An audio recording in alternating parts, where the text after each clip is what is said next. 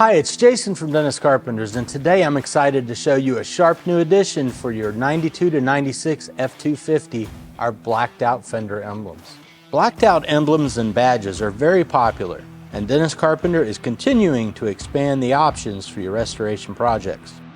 This emblem is molded plastic just like the originals, but with a clean black background. The bold black F-250 lettering and that classic XLT in red for a flash of color. It fits either the driver or passenger side, and installation couldn't be easier. Just peel and stick, and use the locating pins for a perfect fit. No special tools are required.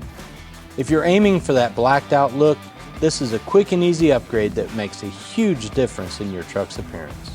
And as always, you can find this and many other quality restoration parts for your Ford at dennis-carpenter.com.